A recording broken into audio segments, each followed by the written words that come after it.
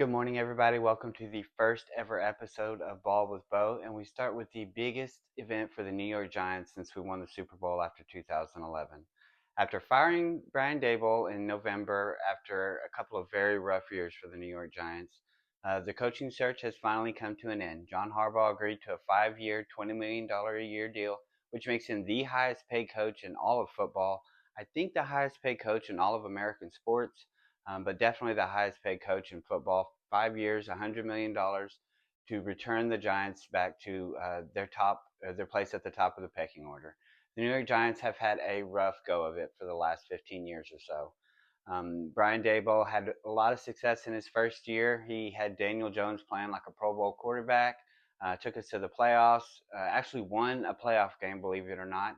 But since then, there's been a lot of bad decisions, a lot of bad coaching jobs. We blew a lot of fourth quarter leads this year, and Brian Dable just could not weather the storm. We decided to go ahead and fire him, give Mike Kafka a shot at running the team as an interim head coach. He couldn't get it done, so we bring in John Harbaugh. He was the cream of the crop. Okay, he was the guy that everybody wanted to lead their team. He was 180 and 113 as the head coach of the Baltimore Ravens. Won a Super Bowl with them with Joe freaking Flacco, which no disrespect to Joe, he's a great quarterback, but he won a Super Bowl with Joe Flacco. He's had the Baltimore Ravens playing some elite football over the past several years, and he just kind of things grew stale up in Baltimore. There were reports that he lost the locker room. I'm not really sure that was really the case. They dealt with a rash of injuries. Lamar Jackson spent time on the sidelines with several different injuries, and they just couldn't live up to expectations. Kind of like what happened to James Franklin in Penn State. He built up these enormous expectations, and whenever he couldn't come through with them, they missed the playoffs. Baltimore just had to let him go, and he didn't really spend much time interviewing for different jobs. I think he had his eyes set on the New York Giants from day one, as he should have. It's a great situation for a new coach. We already have a very young and established quarterback. Jackson Dart had 24 total touchdowns, only 7 interceptions on the season, didn't get a full year of starting experience, but he did all of that without Malik Neighbors. Did not even get to play a full game with one of the top wideouts in all of the land. Cam Scattaboo got to play a couple of games with him before he went down with injury as well. So we've got a lot of really good pieces on offense. Got a standout left tackle in Andrew Thomas, who was a second team All Pro a couple of years ago. So he's got a lot of really good pieces in play on offense. And then on defense, we just drafted Abdul Carter, who really came on late in the season. Brian Burns had 16 and a half sacks to be second in the league. So there's some really good pieces on defense as well.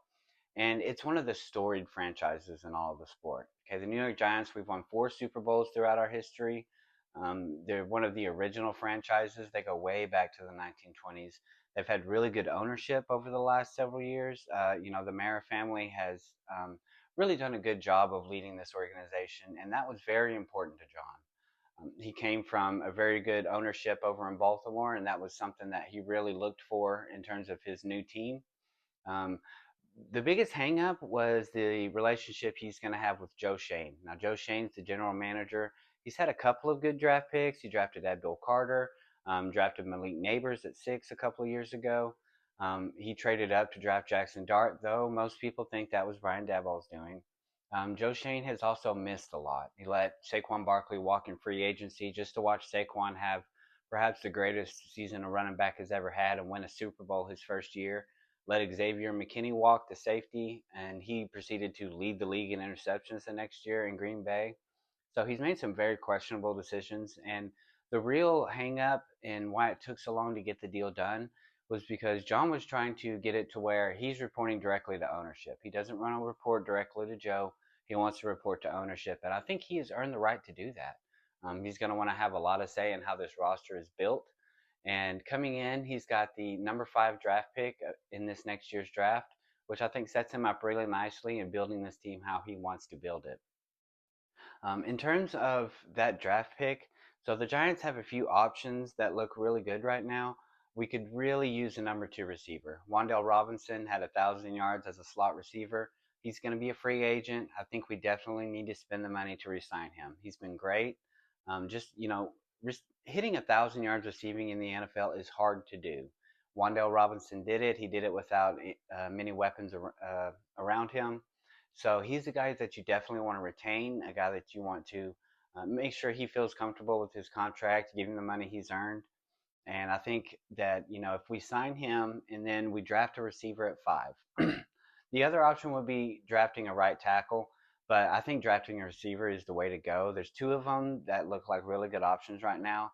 Carnell Tate from Ohio State, and then Jordan Tyson from Arizona State. My personal preference is Carnell Tate.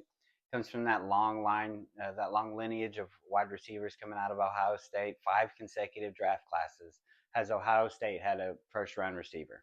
That's a record for schools already. They're going to continue that this year and next year with Jeremiah Smith. But he's been coached up very well. Carnell Tate is an elite separator. He may not be an elite athlete, but he's a very good route runner. He's very good at getting separation from corners and safeties, and that becomes very important in the NFL. If you can't separate, you're not going to be able to play receiver. So the fact that Carnell Tate is elite at that, he's got really good body control, good at making contested catches. He's good at contorting his body up in the air to make difficult catches. He had 9 touchdowns this year. Does not have drop issues. I think he would be a very good target for Jackson Dart on the opposite side of Malik Neighbors. He's 6'3". He's a little slender at 195 pounds. You can always put a little bit of weight on him without sacrificing too much speed. I think Carnell Tate is the way to go. Jordan Tyson is a very good receiver. He was considered the #1 receiver coming into this year. Had a lot of drop issues in 2024, which is a bad sign for a receiver. However, he did manage to turn that around. I think PFF had him at a 1.9% drop rate this year, which is very good. I think one dropped pass the entire year. But the deal with Jordan Tyson is he's dealt with injury issues. He was injured last year for the playoffs, dealt with a hamstring injury for several games this year. So if his medical comes back, I could see you taking Jordan Tyson over Carnell Tate. I still go with Carnell Tate. However, John Harbaugh, like his brother Jim, understands the importance of building in the trenches. We have that stalwart left tackle. We're going to need a really good right tackle. Our right tackle now is scheduled to hit free agency after this year. He's not a really standout type player. He's getting up there in age, so I could definitely see them letting him walk. And there are a couple of really good right tackles who would actually be a good value at 5 in this year's draft. Francis Mauigoa, the right tackle from Miami, he's been a star since he stepped on campus. Been the starter at right tackle for them since he got there. And he's only allowed 1 sack over the last 2 years, 2 pressures this year. So there's a lot of scouts wanting to move him inside to guard just because he's not, massive. But I think you leave him at right tackle. He's proved he can pass protect.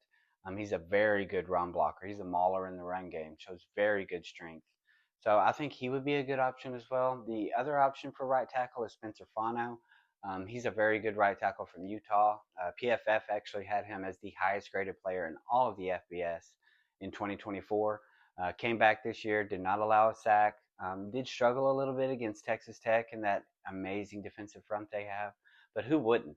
David Bailey is a monster coming off the edge and somebody I would, love the Giants to draft if we weren't already set at edge. But any one of those 4 guys, I think, would be very good at getting John Harbaugh built this roster in his way and returning the Giants back to prominence.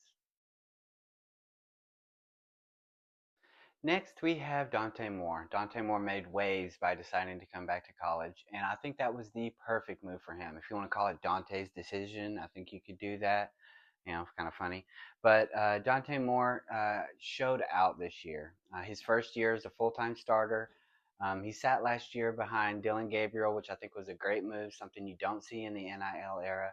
And he learned a lot. But uh, when it comes to starting in the NFL at the quarterback position, one of the main ingredients is having a lot of starts under your belt. There's just experience that you need when it comes to playing in the NFL that if you don't really have that, you tend to flame out. Mitch Trubisky, Anthony Richardson, those are 2 very good examples of guys who are very talented, very good at playing the quarterback position, but they only had 1 year of starting experience under their belt, and they flamed out rather quickly. So getting that starting experience is very crucial. And whoever Dante Moore was talking to, his people, they definitely guided him in the right direction. I think it was a great decision to come back to college and play another year. He did lose his offensive coordinator in Will Stein going to Kentucky, which good for him, but that does kind of affect things with Dante. However, I think he's talented enough to be able to make it work and have an even better year than he did this year. So this year he would have been the number two selection, but he would have been going to the New York Jets. That's where quarterbacks' careers go to die. Sam Darnold has his team playing in the NFC Championship game this year. The Seahawks, they've been one of the best teams in the league. He was originally drafted to the New York Jets. Did not work out there. Zach Wilson. I don't know if Zach Wilson was necessarily worthy of a number two selection, but the Jets nonetheless made him the number two selection in the 2021 draft. His career flamed out. It just does not work out in New York for the quarterback position. I think that has a lot to do with ownership. You know, if quarterbacks over the course of 20 years are not being able to make it work, something's going wrong with the ownership. General managers cycle in and out, coaches cycle in and out. So it's not up to the coaches and it's not on the general managers. I think it's ownership. And I think that played a lot into Dante's decision to come back. And I think it was the right decision. I don't think he was ready yet to be able to handle all the scrutiny that comes with playing in New York. And there's just no talent in New York. They jettisoned all of their best players this year for more draft picks, which, more power to them. But for Dante, he was walking into a very bad situation. They do have a good offensive line, and he does have Garrett Wilson. However, other than that, there was not really much that was going to be helpful in Dante in terms of developing his career. Whenever you're looking at Dante, you got to look at the long term picture. This guy's got all the tools, he's got the height required. He throws a beautiful ball, very catchable ball, the best ball in the entire FBS this year, even ahead of Fernando Mendoza. But he just has a long way to go in terms of polishing and refining his game, and he's not going to be able to do that up in New York, playing with a terrible defense, with a coach who's unproven. And I think he just made the perfect decision to come back to college. That's what everybody wanted, and that's what the college football world is going to get. And because he did that, he's going to be joining a loaded 2027 draft class. Okay, just some of the quarterbacks and just quarterbacks that are going to be in this next year's class.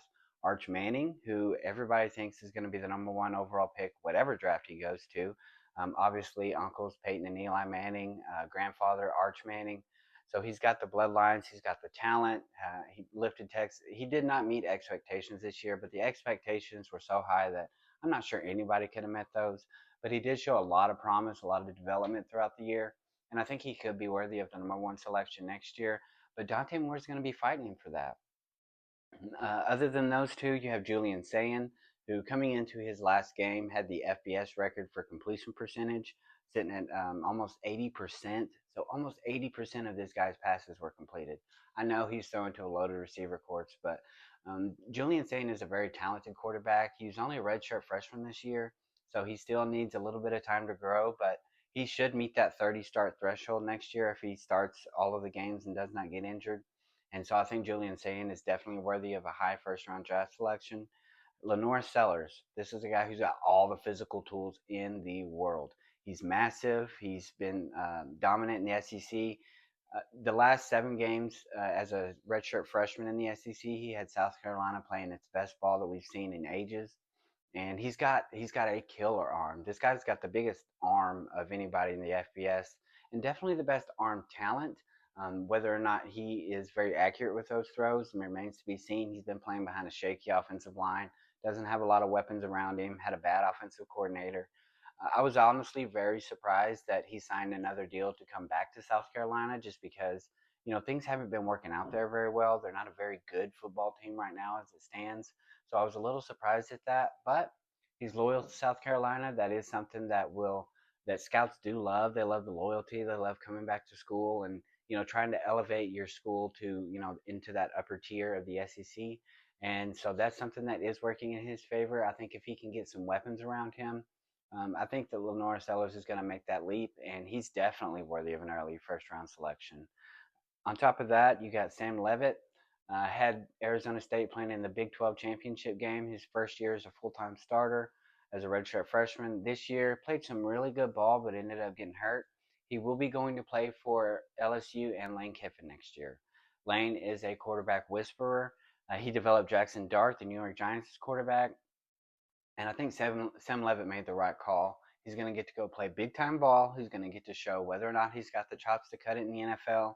And I think he's going to be worthy of a first round selection. Brendan Sorsby, he was Cincinnati's quarterback over the last 2 years. One of the top quarterbacks in terms of efficiency. He put up really good numbers in Cincinnati playing in the Big 12.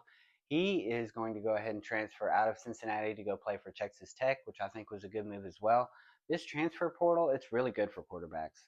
A lot of the quarterbacks, Jaden Daniels, Caleb Williams, they entered the portal. They went to a better fit for them. They were able to develop their talent, and it ended up working out for them. Also, I think getting experience in two different types of situations, two different types of offenses, I think that really helps out your NFL prospects. So these guys who are entering the portal, they may catch a lot of flack for it. They may say, "Oh, you're just hunting the money," but I think they're doing themselves a service in terms of their NFL future. One more guy to keep an eye out on is Darian Mensah. He was Tulane's quarterback a couple of years ago, entered the transfer portal, went to play for Duke. Dude put up 36 total touchdowns and only 6 interceptions on the year. Phenomenal numbers. Led Duke to their first ACC title since like the 1960s, if they even won it then. Who knows what the records kept from back then. But Darian Mensah, he's got a lot of really good talent about him. He's a dual threat type kind of guy. So I think that by him transferring uh, out, I think he's going to do really well this next year. I think he's going to be one of those guys that leaps into that first round discussion. This 2027 draft class is going to be one for the ages. Todd McShay has already said it's going to be one of the best in the history of the sport. On defense, you got guys like Colin Simmons, the edge from Texas, who had 12 sacks. He's a very talented player coming off the edge. Dylan Stewart from South Carolina, very talented guy coming off the edge. The corner out of Notre Dame, he had 5 interceptions in only 10 games this year. He is a stud. So this next year's class is loaded. And I think a lot of teams are not too worried about the fact that there aren't many quarterbacks in this year's class. They're looking ahead to next year's class. And the Jets, that may be, the best case scenario for them because they're going to have 3 first-round picks in next year's draft. And, with all the talent that we have at the quarterback position, I think it may work out better for them and for Dante if Dante goes back to Oregon, develops his talent, owns his skills, learns a new offense under a new offensive coordinator. Maybe he gets Oregon to the national championship game. They're a very talented team. They're very young. They're bringing back almost their entire defensive line back. So I think Dante made the right call, man. Speaking of the Jets, what are they going to do with the number 2 pick? Dante Moore decided to go back to school. Fernando Mendoza is a lock to go number 1. Like you can write that in stone. So what are the Jets going to do at number 2? They do not have a quarterback. They do have 2 first-round picks in this year's draft class, so they have a little bit of flexibility. They have holes everywhere on the roster. They did decide to bring their head coach back in Aaron Glenn, which I think was the right call. But what are they going to do with the number 2 pick? There's not any guys that are like, just outstanding that you don't have like a Miles Garrett in this year's class. So what are they going to do? I think you just take the best player available. I think anytime you're rebuilding a franchise, you build talent through the draft. So you just take the best player available as long as it's a good fit for your franchise. And then you fill holes in free agency. But with the number 2 pick, I think their best move is going to be taking an edge rusher. Which one they take is up to them. I think Arvell Reese is going to be the best value there. A lot of guys see him as the number 1 talent overall in this year's draft class, and I think that's very well deserved. His first full season as a starter, he came in as an off-ball linebacker. They moved him a lot to the edge. He shows incredible strength and violence playing off the edge. Several times I saw him shuck an offensive tackle with just one arm. He's 6'4", 243, so he's got the size that you need. He's got really good speed coming off the edge, but he can also play off-ball linebacker really well. And the Jets have needs at both of those areas. I think anytime you're trying to just improve your defense, you start at the linebacker position. So I think drafting Arvell Reese is going to be the best call for the New York Jets at number 2. They could decide to go Ruben Bain. Would not fault them for that. A lot of guys see him as, a guy who's more of a middle first-round pick just because he's got those little T-Rex arms. But I think Ruben Bain has shown that he is very worthy of a number 2 selection. Had 3 sacks against Texas A&M in the first round of the playoffs. Had another sack and a half against Ohio State. He's got incredible strength as well. So Ruben Bain would be a very good selection as well. But the best pure pass rusher, if all they're looking for is a pass rusher, is going to be David Bailey from Texas Tech. Had 14 and a half sacks this year. Had 7 sacks last year at Stanford. 5 forced fumbles last year. So the guy has a nose for the football. I always prioritize the forced fumbles for edge rushers because not only does it show that you can get after the quarterback, it shows that you can wreak havoc once you get there. 8 forced fumbles over the last 2 years, I think, is outstanding. David Bailey, watching him play is really fun because he's a really good athlete. He's 6'3", 250. He is lightning quick off the edge. Had the highest pass rush win rate of anybody in the FBS this year, 14 and a half sacks, like I said. And the dude plays with no gloves on his hands, so he's kind of like a throwback type player. He needs to develop a little bit more pass rush moves to his repertoire just because he's so fast and good at bending down around those offensive tackles that he doesn't have to have very many moves. But if all the New York Jets are looking for is a pass rusher, I would not fault them for going David Bailey either. Like I said, though, I think Arvell Reese should be the pick at number 2, and that leaves them with their other pick at number 16. The Jets need a quarterback. They need a quarterback very badly. The Justin Fields experiment did not work this year. Um, they have a really good offensive line to protect, so I'm not really sure why that didn't really work. Justin Fields, not a very good passer. He is a very talented quarterback. He needs to be in the perfect kind of system for him. So the fact that it didn't work out does not mean that the Jets don't have some pieces to help a young quarterback succeed. It's just Justin Fields wasn't that young quarterback. At the number 16 pick, if Ty Simpson is available, I say take him. I don't think he'll be available just because quarterbacks are always pushed up. I think 16 is a good value for Ty Simpson. I think that's around where he should be on most people's big boards. He kind of tailed off towards the end of the season, but you got to look at it like this. Ty Simpson had no running game. For Alabama to be 125th in the country in rushing is just, it's crazy. It's baffling to me. Nick Saban, he instilled this need and this will to run the football into Alabama that I thought wasn't going to go away. But Kalen DeBoer came in and decided, hey, we're just going to throw it all over the field. So Ty Simpson did not have a running game to lean on, which is very important late in the year. It's getting cold. You're wanting to impose your will, and you need a running game to do that. He did not have that, which is something that Ty Simpson and Dante Moore both had. So when you're talking about him in terms of a prospect, it was all shouldered on him. Everybody knew that Alabama was going to come out and throw the football. Also, his receiving core was shaky towards the end of the year. Brian Williams is incredibly talented. A lot of people will say he got the yips, which I agree with. He cannot catch a football anymore. The dominance that he showed his freshman year, it kind of tailed off towards the end of his freshman year. And then this year, he just kind of disappeared. He had a decent year statistical wise. I don't think he cracked 700 yards, but he just wasn't the playmaker that everybody thought he was going to be. So you factor that in. You factor in the fact that he had no running game. Also, his offensive line was very shaky. Caden Proctor, he's probably going to be a first-round offensive tackle just because of his size, his mercurial nature about him. He was a very highly talented recruit coming out of high school, and he can play very well. His highlights are outstanding. But he does give up pressure a lot, and that's just at the left tackle position. The rest of the offensive line was pretty shaky. So, he's taken a lot of sacks. He has no running game to lean on. So I can see why he tailed off towards the end of the year. But Ty Simpson has great pocket presence. He's very good at maneuvering around in the pocket. He's also a very good athlete. Watching him scramble on third down, he's a guy that he's not just going to get you a 3rd and 4. He can get you a 3rd and 20. He's got those kind of wheels on him. He's also very accurate with the football. His biggest knock is going to be his deep ball, which is something that he's going to have to work on. And, if he does get drafted to New York, it gets cold. It gets cold. They don't play in a dome. So towards the end of the year, him not being able to throw a very good deep ball is going to factor in terms of, how he's viewed as a prospect. But I think Ty Simpson played well enough. The numbers he put up, 3,500 yards, 28 passing touchdowns, only 5 interceptions. He didn't throw an interception until late October, early November, something like that. So Ty Simpson, he's a very good quarterback prospect. I don't think he's worthy of being the number 2 selection, though I could see them doing that.